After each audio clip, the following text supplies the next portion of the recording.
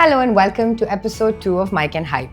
Today we have joining us Ms. Bhavna Neelakantan, who is the Communications Group Manager at HCL Tech. This is a very emotional question for me actually, but this actually happened in my life. A break came. It was not a conscious break or anything. I'd entered my career, I was traveling countries, I was working in Dubai, Lebanon, UK, everywhere. But after a certain time, suddenly, I just thought, okay, why don't I touch base back with some of the roots I grew up with? But the person who's actually taking care of lakhs and lakhs of rupees worth of stuff is the woman in the house. And they have been keeping it safe. All this time. They are the best bankers ever. Always have a voice to maintain your individuality, right? And then it's people's choice whether to pay attention to you or not. That is not your prerogative. Do it for yourself. Don't do it for anything else. Yes, you will get a job. Get a job. Either ways you're going to get it. Either ways you're going to get it, with the experience and the hands-on training and everything that you get here, with the opportunities that this presents, right? Some way or the other, you are going to, why do you get a job? You get a job for yourself, right? So do this also for yourself.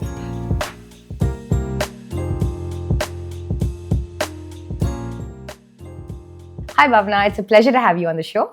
Hey, hi everybody. I'm so glad to be here. Thank you so much for inviting me. And right down, we're just going to get into business. I think the one thing that really interests me about you is the fact that you're also a Bharatanatyam dancer, because I'm also a Bharatanatyam dancer. And the kind of discipline, the kind of structure, and just the pure joy the art form brings is something I've firsthand experienced.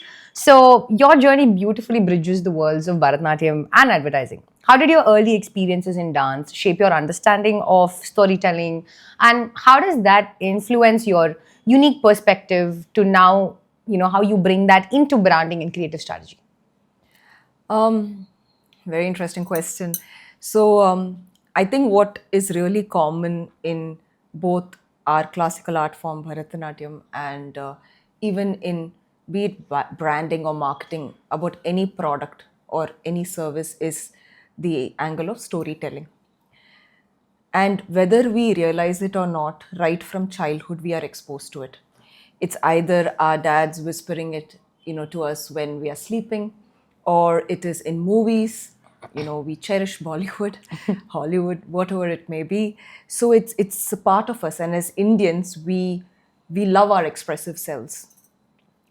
Now, when I started Bharatanatyam, I started at the age of 4.5, 5 years, and I've been doing it for over 27, 28 years now. It took me time to understand the real essence of storytelling. Because, for example, if you take the famous story of Kalinga Nartana, where Lord Krishna, in his infant form, he dances on the five-headed snake. Now, it is not actually about good conquering the bad. It doesn't mean that the snake Kalinga is bad or anything. It is just that the snake believed that it owned that part of the river and so on. And the whole scenario is about keeping your ego in control. So that is the deeper meaning of that story. It is about teaching us, saying that you cannot have a bloated ego, because somewhere it is going to be brought into control and it has to be disciplined. So there you see there is a bit more layering to just a normal story. And that is what I try to bring in anything, I venture upon in my campaigns and anything that I have been doing so far for the past 20 years of my life. It's not just about selling makeup, for example. It is about, selling self-confidence. There is always a layering to it, which goes back to tying back to the human emotion. So we also sometimes very fashionably call it the humankind approach, right? So those are the lessons I take from a classical art form like Bharatanatyam into my work. That's really, really nice to know. Now that you've mentioned that Bharatanatyam is storytelling in its purest form, and I agree, because everything that you spoke about, I completely resonate with. But how does that perspective influence your outlook, both on stage as well as in a boardroom? And like you just mentioned, hey, I take it back to my campaigns. I take it back to how can I have that human touch, relating back to my campaigns.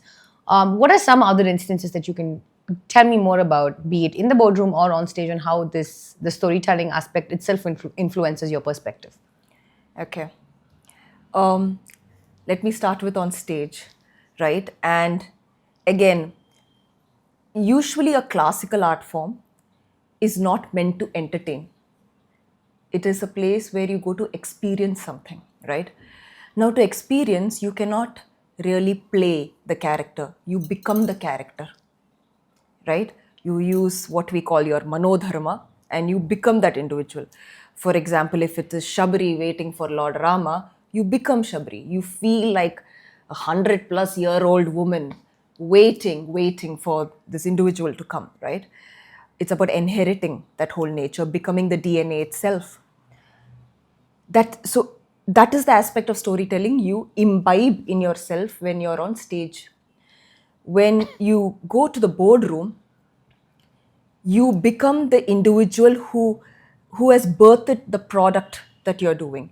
You become the individual that wants to see success, wants to see your product grow, right? And that's why many a time, even though we might personally and individually be not responsible, we may not be responsible for the origin of the product, but we sit across the table with either the subject matter expert in the case of software and solutions. If it is an FMCG product and somebody has started, we sit with the founder and we try to understand, as the marketing team, we try to understand, why did you believe that you wanted to bring this product into existence? What is the purpose of your existence? Why do you believe it will become an ideal world with this product? We try to understand those things so that when you're in a boardroom trying to pitch that campaign to that very same individual, they are able to connect with you. You will make all the effort to connect, but it should be reciprocated back. So that is the aspect of storytelling that we try to tap into in a boardroom as well. Got it, got it. Was there a pivotal moment or a turning point in your journey where you decided to fully embrace your dual passions, that is both for art as well as advertising? Yes, and this is a very emotional question for me actually, but this actually happened in my life. I can say that it happened around 4 or 5 years ago at the age of 35, 36. It was strange. I just felt the need to go back into dancing. So I had been learning classical dance for around 24 years. And then a break came. It was not a conscious break or anything. I'd entered my career. I was traveling countries. I was working in Dubai, Lebanon, UK, everywhere. But what I still kept my physical being going. I was participating in marathons, ultra marathons, all of that. But after a certain time, suddenly, I just thought, okay, why don't I touch base back with some of the roots I grew up with? And it just started. And, as I didn't realize, within 3 to 4 months, I realized this is another true calling for me. And I got to respect it. I got to put in that hard work and commitment that I've shown to my work, because then only I'm going to be honest to myself. So yes, this moment did come. And I truly believe it will come for each one of us, for you, for anybody out here. It is just about being able to listen to it carefully. Sometimes, in all this chaos and noise, we don't listen to our brain or our body. We should start listening. That art has died. We should start doing that. And I think it does go a long way in terms of connecting back to your roots, and it just takes you back to maybe the simpler joys that you felt in those times of your life. Possibly. And it could probably just open up gateways to things that you're doing today. And for a career and for a journey that spans so wide, and for the duration that you've been doing this, I'm sure you've come across so many people that have influenced your journey. It could be mentors, it could be sources, it could be coaches, it could be in any aspect. Can you name a few of them that have been a part of your journey, whose advice and whose encouragement has shaped the path of your career so far? So yes, you are right. There have been quite a few across nationalities, across domains, men, women, both. Right. As of now, and I think for the rest of my life, right, beyond my parents, of course, I will come up to my parents, but an actual individual that I've surrendered myself to is my guru, my Bharatanatyam and yoga guru, Natyacharya Yamini Muttanna, right? A phenomenal woman, because I don't see her as a woman. I sometimes I joke around saying that you are Devi for me. But no, on a more serious note, she's a warrior, right? And why I say that is she's come from a Kurg, she's from Kurg, okay? She's come from a background which doesn't really have deities surrounding them. They worship nature, right? They're soldiers. And she, adapted a dance form that is supposed to be the purest of its all, classical, right? Adapting it into her culture and taking it as her own and taking it forward and living it in its purest form. That's number one. Number two, it is so beautiful to see, and I've known many dance teachers through my time for the last 40 years of my life. It is so beautiful to see that she's one woman who welcomes men, women of all ages to join her class. And the attention and time she spends with each one of them, irrespective of age, it is commendable. It just shows, we talk so much about diversity and inclusion and all. This is it in its purest form, right? Last but not the least, she has her own individuality, and she thrives on it. It is so beautiful to see that, so self-sustained, and, every day it's just an encouragement to see that. Work-wise, as disciplined as possible. And these are some values that I'm trying to imbibe with her. Beyond her, of course, my mom. I know both happen to be women, but my mom, for just one simple reason, her positiveness. It's very hard to stay positive in today's world. There are critics all around you and life bogs you down. It is really hard. But just to believe and just be at it and pull yourself back up. You are going to go down. But to pull yourself back up, and how I see my mom not only doing it for her own kids and for others around. My mom is a gynecologist. But how she does it to herself. That's the hardest. Many a time we say practice what you preach, because many of us don't really it's practice. very easy to preach. It's so hard to do practice it for yourself. Yeah. It's I mean, quite we're hard. also good at giving advice to our friends and people Exactly, around us. right? But then, like, if I have to do it for myself, I'm instantly like, oh, maybe not for Not myself, but I'll I do it know. for you. So, But so I think right now I'd like to mention them, but there have been so many others at work. And even today, I remember them on Guru Purnima and every other occasion. And, honestly, there shouldn't be days dedicated to remember them. They are with you at every step of your career at various moments. Like today itself, I can count, 3 moments till whatever time it is today, where each one of their guidance has played a role. So, I feel like in such a journey, or the journey that we do call life, people that we come across, just the small things that we pick up from them, a trait, something that you see them do, and like, hey, this is something I would, carry with me forward. I think it shows up as we just walk through everyday life without us even subconsciously like registering it. Yeah, it's there in our subconscious, and you don't realize when it comes out until somebody actually notices it and says, hey, and I'm like, oh, this is where I picked it up from. It's not like originally my own, but that's really inspiring. And I think in today's world, as you were saying, it's such a fast-paced world. There is so much happening. There is so much noise around you. And the constant pressure and the constant need to function and to perform, and not just these two, but to excel in such a high-paced, high-energy environment is not everybody's cup of tea. And we see so many, it could be businesses, it could be founders, it could be individuals, for the lack of better words, crash and burn out at early stages or younger stages, maybe because they are not equipped or they just don't know how to handle themselves in such a high energy, fast-paced environment.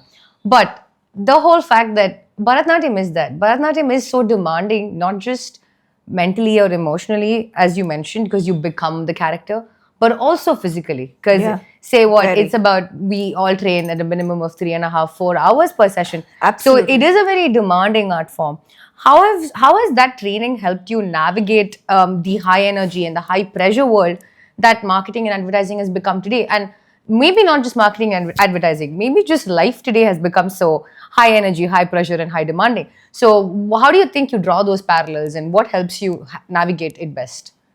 See, in terms of, there are few keywords I'd like to use here. First and foremost is an art form such as this, And actually, I don't want to restrict it to only Bharatanatyam. I'm grateful I do this art form, but be it Odissi, be it whatever, even breakdancing for that matter, right? It requires a certain level of discipline. With discipline comes control, right? You control everything. You control, it's not even your emotions. You control your movement, and it's all planned. It's all structured. So you see many keywords coming out right now. There's discipline, there is structure, there is Planning. control, Yes. planning, right? And what also it demands, which I think many may agree with me, is honesty. A teacher can always train you, a guru can always train you to become a good student, but she or he can never train you to become a good dancer. That is your own journey. A mentor in office can train you, telling this is how you need to look at it, challenge yourself like this, but it is up to you to challenge yourself. And that is what I really learned here. Across, so I've had multiple teachers actually in the course of 40 years in Bharatanatyam, because I learned from different schools, I was in different countries, right? But what I realized from dance, the biggest takeaway is that do the right things, start believing in your gurus, give them the benefit of doubt. We go and believe random people. Here is a guru, just give them the benefit of doubt, believe them, and then you will, without you realizing, you start your own journey, right? And understanding that, it took me time to understand that. I didn't learn that in the first 10 years I was learning dance, trust me, did not. But over time, it made me realize that, and that is what I've started applying here. And when I started applying it here, which is in my job, I realized that I could also innovate. I could also create. So cool. So I was like, damn, I know the basics, and now maybe I can do more. I am scared sometimes to take it in front of my bosses at work, saying, I thought of it like this. It has been a hit and miss, but worth it, yeah. But I mean, I think it's just taking that first step, right? Yeah. It's making something your It's a own, bit and scary. it's just taking that first step. It's I okay. mean, it's always scary. That first step is always scary, but if you don't back yourself and if you don't count on yourself, who's going to? True. And I think also when we were talking, that we were talking about it, empathy is so important, okay? Because as much as you say, or everybody today is all, oh, you've got to be driven, you've got to be focused, you've got to be passionate. Everyone's so focused on the, do this, do that, like be disciplined, have a structure, have a routine. But everybody forgets to talk about also the whole, hey, be kind on yourself, like be kind on yourself, be kind on others. We're all learning, we're all doing this as we go. And what do you think, how do you build empathy to craft stories, and how do you bring that into campaigns? Because at the end of the day, we're selling to real life people. We're selling to somebody that's just like us on the opposite side. So how do you put yourselves into your audience's shoe? And how do you connect that empathy in terms of how do you tell your story and how do you market your things? This is a tough question for me. Did I just put you in the spot? Yeah, you put me on the spot. I wish you had prepared me for it, but okay, let me try. Okay, I think to answer this question, I'll first say that, do you as an individual believe in empathy? Do I understand what does empathy mean? Empathy versus sympathy. Do you guys know the difference? And in other words, are you kind to yourself first? Forget the audience. That is secondary. Do you understand it first? And the reason I say that is because I took time to understand that. Sharanya, it took me a lot of time to so-called empathize with myself. Realize that, yes, you gotta be in a certain way, but sometimes it is okay. You are not saving lives. I keep telling myself, but with all due respect to the soldiers out there, to the doctors out there, and any other profession that's actually saving lives, right? In majority of our roles, we aren't really. And sometimes it's okay to take one step back. Don't go too far away. It'll be hard to catch up. Go a small step back and just breathe. It is fine. So that's about empathizing myself, empathizing with yourself, with yourself, right? Now, how do you apply this at work? So really my experience, I have had a lot of experience in B2B advertising. Right? So while I've done the B2C bit, B2B has been a core part of my career. And when I was working with a lot of eminent strategic planners across Ogilvy, Leo Burnett, and a few other of these network agencies, what I realized is that they constantly encouraged for us as strategic planners for the brand to tap into the personal aspiration of the chief marketing officer, personal aspiration of the chief procurement officer. Now we know for example, procurement guy, we know he has a problem with supply chain ya jo bhi. Now uske liye we need a solution. Great, we have a software that will give you that solution. But that is not going to trigger him to even look at us. Is there a way we can connect on a more personal level, right? And that is where I started applying this whole aspect of human insights that we need to dig out, right? And this whole aspect of, can we go a little beyond functional messaging? Can we empathize with the person we are speaking to at the end of the day? So it is drawing that parallel. So earlier I was just trying to do it. Many a time I was just shooting in the dark, but the sooner I got to be kinder to myself and, take 2 steps back and think about, behind the quote is a human. Can we speak to the human in them, right? I think things became a little easier, and that's how we applied it. One of the main reasons that I asked this was because with the growth in technology, with the up and coming online forums and communities and so on and so forth, the opportunities for the human connection itself, like for example, for 2 of us to sit here today and talk, is not something that you see a lot happen.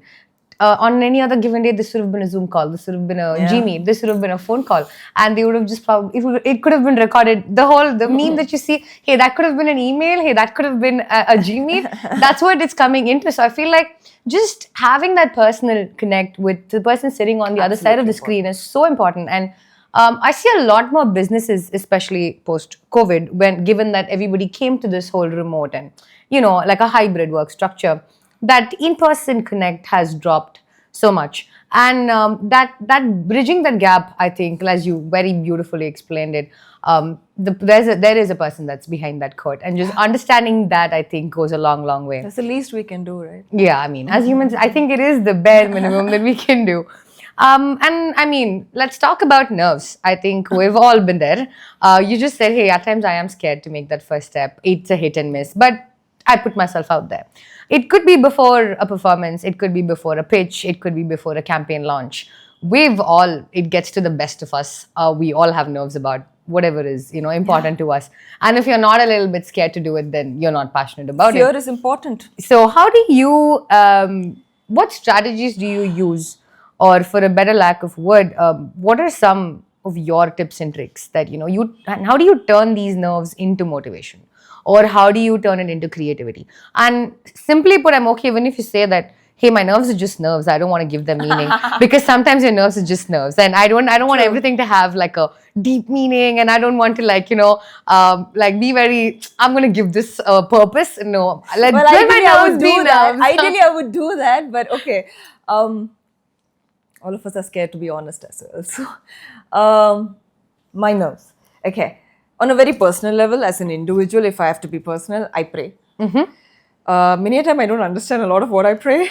My mom has just taught me a lot of things, but it somehow has a calming effect on me as an individual. But otherwise, generally, when I have my nerves, I let it be. I think it's important for people to feel that it is okay. Don't calm yourself down. It's fine. Be there. Be in that moment. Feel nervous. You know why? Because you're going to miss that moment. You're really going to miss that moment. Be it the moment that just, a beautiful, in a marriage, the moment before you go to the mandapam and sit down to get married in our Hindu custom typically. Or be it just the moment before, let's say, you're going on stage and the wrong song plays and you're like, okay. I'm not prepared for this at all. And, you look at your teacher and your teacher's like, go for it. All right. Be prepared for being called out in a classroom.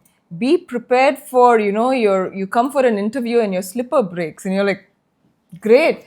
Because without you realizing, the universe has given you an opportunity to challenge yourself. Don't miss out on it. take it in Just the use stride. your nerves as an opportunity to Yeah, grow. just ride it, ride the wave, as they say. So go I for think it. so much more important for students these days, right? Yeah. Because I think as growing up, maybe I had so many more opportunities to fail because I didn't have this much of information or internet and just this access to so much wasn't there back then. So my chances of getting something right on the first go were actually very less compared to getting it wrong. Sharanya, you're talking about failure. If I can say, I'm the bap of failures.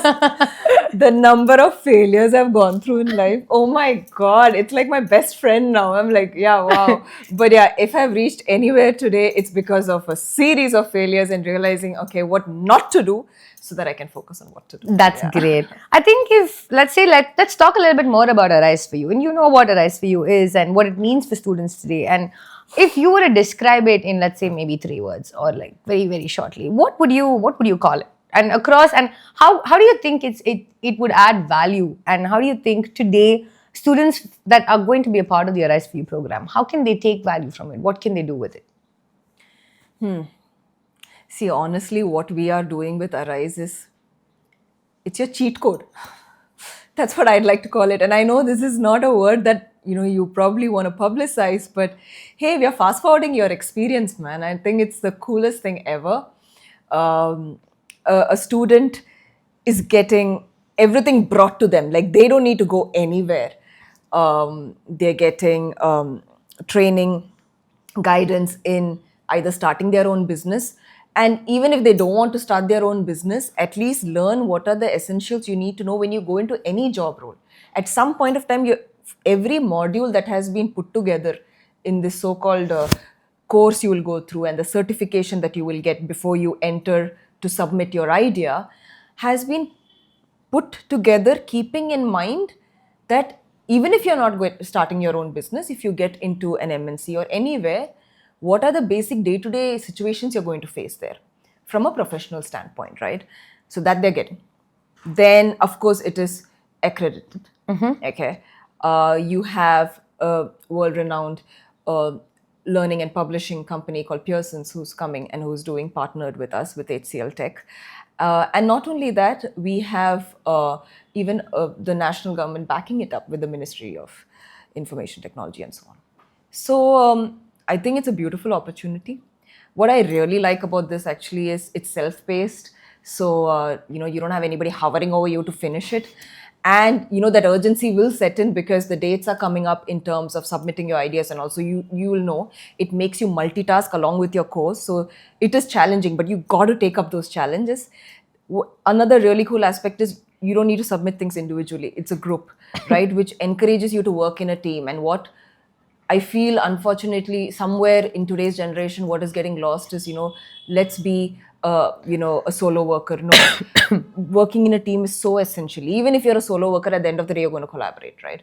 So these are some different aspects because of which I really think this program is going to hit the right chord with students as long as they see the value that it will bring to them. And it is our responsibility to make sure you all see it. And yeah, I think you beautifully answered what my next question was going to be, which was why do you think students should jump at Arise? But I will still ask you that question. Say, hey, give me like just five top reasons why do you think students should take it up?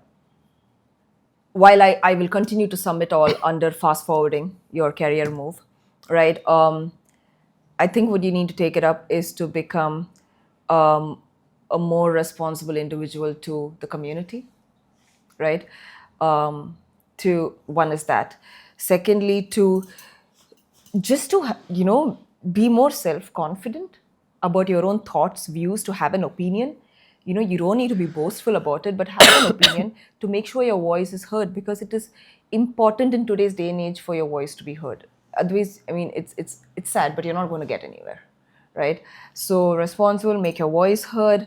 I think it is also a commitment that you're showing to yourself more than anything else, right? Saying that, hey, this is something that I'm going to take up, right? I'm going to, put my effort into beyond just doing a college course, into these are my personal efforts beyond what my parents or anybody has put up for me to actually contribute to my own well-being. And when we were young as students, we never got a chance. We completely depended on where our parents go and everything, right? And if we got it on merit, great. But after that, what? So here you're getting another opportunity. Of course, the remaining 2 points as to why they should join Arise is there isn't any other program like this that is going to give you this opportunity, right? So see the value in it. We're not going to hard sell it to you. It's right out there. So go for it. And last but not the least, there couldn't be a better time than now to connect with people in this network of startups, of profound individuals in very high roles in companies, right? And experience actual technologies that is being used by companies like HCL Tech, the course, the coding platforms and everything you'll be working on is something that actually people are using in enterprises. So you're going to get hands-on experience. So yeah, this would widely be the 5 reasons why you should be part I of think you Arise. couldn't have put it in a better, I in a tried better very manner. hard. I tried very hard and tried not to sell it, but okay. Well, I think another very common, I would say maybe a roadblock is comfort zones today. Everybody is so there's a heavy sense of safety net. There's a heavy sense Yeah. of security and like, oh, I can fall back and I don't have to. It's okay. I don't want to take that risk because I'm happy where I am. So maybe for students who feel like they're out of their comfort zone, what is that one advice that you would give to be like, hey, even if you are, like, take that step? Why? Or what do you think you can say to them that would push them to like get out of their comfort zone? We all generally in life, at least a lot of us humans, I think, want to do the right thing, right? We want to try to be good people and all. You can't really be a good person and have progress or anything if you're in your comfort zone. You just can't. Progress breeds defiance, right? And you can do it in an antagonizing manner, or you can do it in a manner that also is very appealing. That's up to you. That's your prerogative, right? But progress means getting out of your comfort zone, and that's when you're actually doing something right. So everybody, if you're feeling uncomfortable, you're in absolutely the right place. Go for it. Don't think twice. If right now, me sitting in front of you, I'm feeling very uncomfortable. I knew that I'm not, but that means I'm doing exactly the right thing. If you wearing those heels to a black tie event makes you feel uncomfortable, trust me, you're portraying the right image in front of people. So no issues, right? So that's all I'd like to say. Yeah, it's good being uncomfortable. I think that's It's a good sign. Yeah, that's a sign of you basically doing something right at the end of it. I think also very importantly, not just to young minds of today, but especially to young women, because back then we had to fight so much. Women have made so much progress because we've constantly defied labels. We've constantly defied what has been defined as hey, this is all is possible. Women have broken barriers by a large extent over the last couple of years. So today, nothing is very impossible. But how important do you think, especially it is for younger women, to carve out their own narratives, to maintain that voice, to maintain that individuality when it's so easy to get lost in a crowd today? And whether it is as artists or as professionals or as aspiring entrepreneurs, what would your take on that be?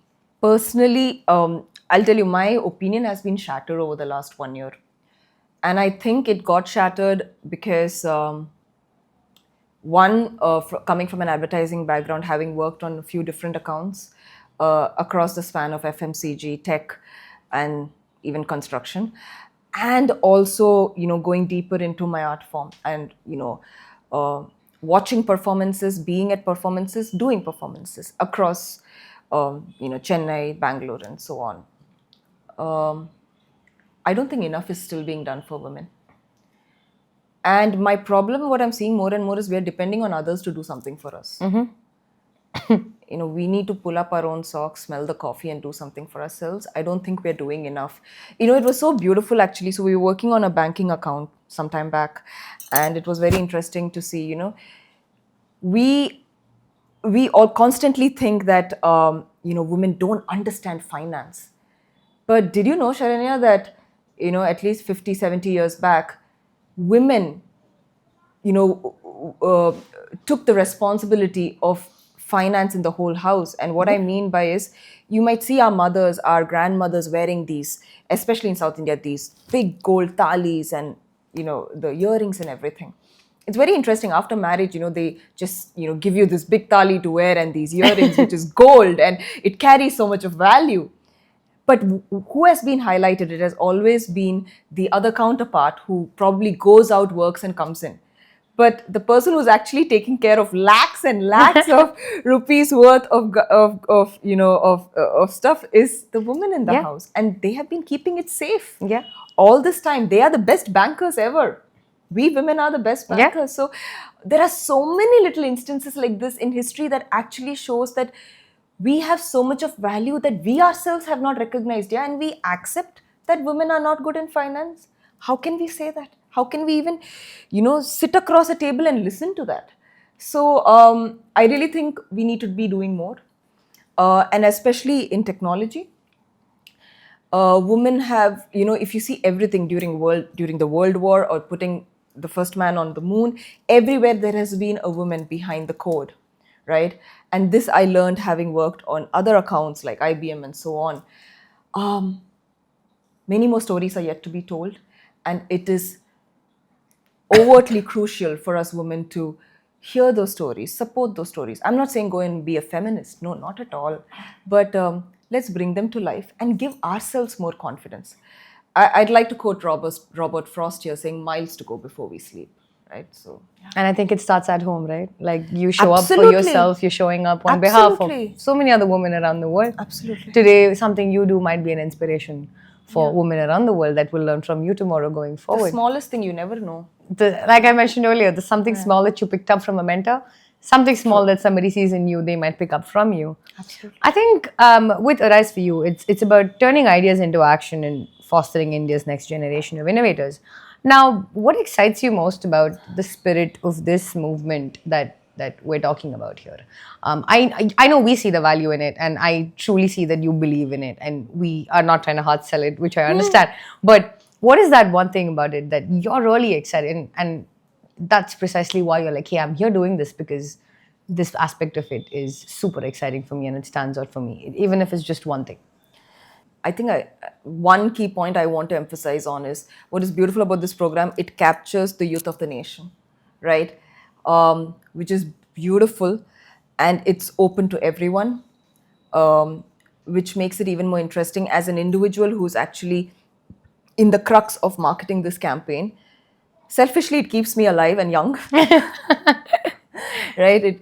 But it feels good to be in some form or manner, in the most layered manner, let's say, trying to do something for the better of the nation, trying to help individuals in some way. To say that I've been part of this movement, Arise, I say it with great pride. And I'm so grateful that we have a chance to actually launch this and take it ahead. And I hope this is replicated every year. We do it well enough to see potential every year. It is taken across countries, because I think every country needs a program like Arise. And I think I'm really, really honored to be a part of the journey as well. And if you were to start your entrepreneurial journey today, what would that story be, or what would the problem be that you look to solve for? I'll be honest, I don't have any new interesting problem, okay? But I would like to continue being part of the crew in India that are trying to revive ancient art forms and try to stay as true to it as possible. And when I say true to it is, see, it's not that I'm against making it modern, for example, and I'm talking from the art form that I do, for Bharatanatyam, right? You could use this art form to talk about, modern age problems, like, you want to talk about aspects of feminism, all that is possible, right? That is fine, but, maintaining as to why something was done. For example, even the simplest of things, you cannot just go and do a particular pose in a particular instance just because it suits the music. No, that particular deity must have done that particular pose or whatever for a certain reason. So trying to tie everything back to its purest form, because I feel that's getting lost somewhere. And there are many artists here in India who are trying to do that. Srimati Padma Subramanian, right? Padma Vibhushan winner, and many, many more awards. I hope I've said that right. If not, please pardon me. But she has tried to do that. She dedicated her life to do that, to make sure it remains in its purest form. Huge inspiration. My guru is trying to do that as well. And that is something I'd like to do. If even I can't personally do it, I would do everything I can to support eminent individuals who are trying to continue that. So that would be where my effort may go. I think that's really inspiring. And at the intersection of heritage, I think, that's exactly what we just spoke about, staying true to your roots and going back to that at the bare minimum. How can students leverage their cultural backgrounds and passions to create something that's not just powerful, but also, I think, original in their careers? Because we have so many roadmaps. Like, I can look up on the internet and I can say, hey, this is the industry that I want to be in. This is the role that I want to do. This is the field that I want to work in. And it's going to throw me maybe 10 or 20 people that have already carved their paths, that are already successful and that are already thriving in that. And it's easy to become one of many. Yeah. How do I become one of me? How do students today maintain that individuality? And it's not about standing out of the crowd. It's about the crowd's not applicable to me. If I want to be one of me, what is your advice or recommendation on how do you think you can go about that? My only point of view here would be, because I think it has worked for many people, it's worked for me also. Have a voice of your own. I mean, you do not need to be the loudest voice in the room. Sometimes silence speaks volumes, right? But definitely have a voice, in the sense, have an opinion, right? How you table that opinion is up to you. Don't go opinionless, because it's not that that it's expected out of the working world.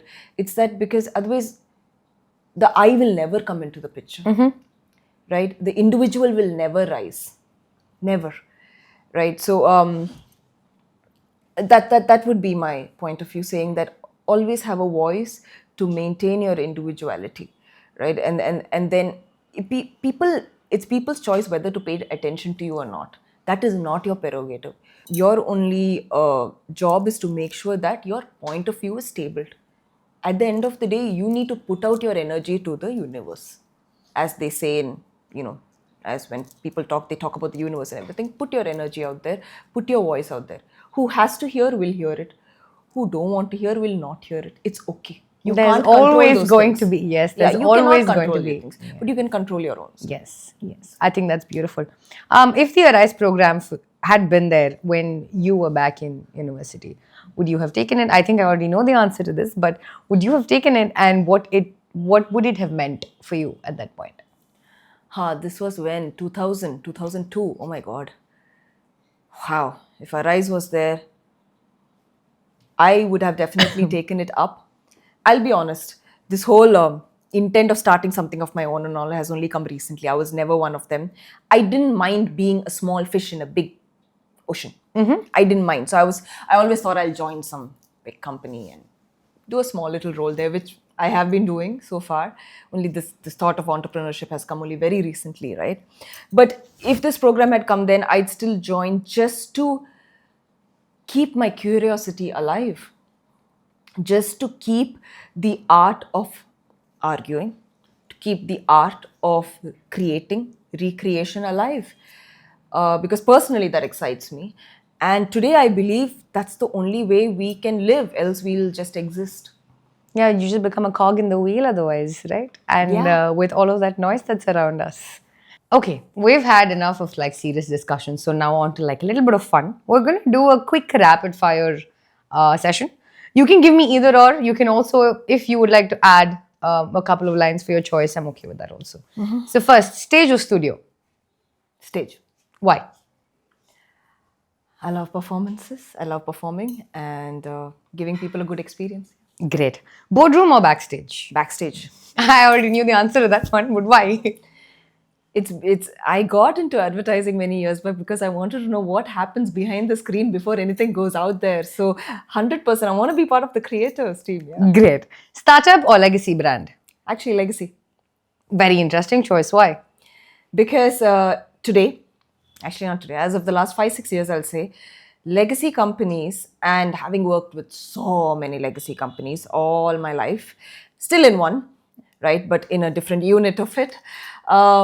It's very interesting to see how legacy companies have started acting like startups, right? And when they try to do that, it is absolute chaos. It is chaos at its best. It's as good as you're working in a startup. Nobody knows what who is doing. It's the best right? of both worlds at the largest level. Exactly. Thank you. Thank you for saying that, because you get your experience as a legacy company. You know all the processes and things you're on with, and then you got to act like a startup because you need something up and going tomorrow, and you're like, how? Because you need to keep it up. Fast forwards your learning like in seconds. And Yeah. you're like, what hit me? It's literally the best of both worlds. So I think today being in a legacy company is good, but yeah, if you have to do your own startup, please go for it. Just my choice. What's one habit or routine that keeps you grounded on stressful days? Even if you cry a lot and if you crib a lot, still follow your routine. Just continue to be disciplined. That's the only way you're getting through it. You can throw a fuss, do whatever you want, but then end up going to the gym. Just land up in office. I do believe in showing up. Great. You know, some days it just comes down to showing up, and that's okay. Thank you for those. They were really, really interesting answers. Looking back at your inspiring journey, what key lesson do you wish that every student could take forward as they build their careers and dreams? Okay. I have one or two, I think, here, key lessons, okay? One is, and me personally being an advocate for it, not a rise for you. I am an advocate for a rise for you, but please, please, please, please pursue your passion along with your career. It is absolutely possible, but it is hard. You will go through tough times. There will be times where you will be like, I cannot do this. Maybe I'm mad. Maybe I cannot do everything together. No, you can. It takes a lot of belief and honesty. It could be as basic as I work in the morning. For example, I'll take an example that I have experienced. I work in the morning from, let's say, 9:30 to 6:37 in the evening. I know that, I have to submit a report the next day again at 8. So I've been working till 7. When am I going to work on the report? Oh my God, I have to stay up a few hours at night. But after I finish at 7 in the evening, I shut my laptop, I do my dance practice, have a good dinner, sleep, and get up early, and I finish that work. It does mean spending a few extra hours, but you can pursue both, because when you pursue your passion, right? Pursuing a passion also requires discipline and honesty. When you start practicing discipline and honesty, it influences your work also. Your concentration at work becomes better. Okay, it's like take anybody, okay, even if you're not doing passion or not. Imagine you've gone for a movie, you enjoy a fantastic movie. Then you're like, okay, I've had my fun. Now let me sit and concentrate and work. The only difference is, instead of a movie, you're spending it on your passion, right? So please, all of you college going students, anybody out there, you can pursue your career, you can pursue your passion. A little more dedication, a little more commitment, a little more honesty, a few more hours. That's all we ask of you, and you definitely can do it. So that's one I'd like to leave students with, whether they're ending up starting their own thing or they're joining somewhere. The second thing also, in many contexts, I would say, not always, being a jack of all trade is kind of shunned upon. I've always been a jack of all trades. I continue to be. Maybe now I'm trying to become a master of one, but it is beautiful being that. Experience it. It's amazing. All right. And it comes with its own benefits. So it's okay being a jack of all trades, because at some point of time or the other, it's, better late than never also, you could say that, because I'm realizing it only now. You will end up becoming a master of one, but start off like that. Experience everything. Never say no to anything, be it food, be it traveling, be it jobs. Don't experiment. Only then you will know what really does not work for you and what works for you.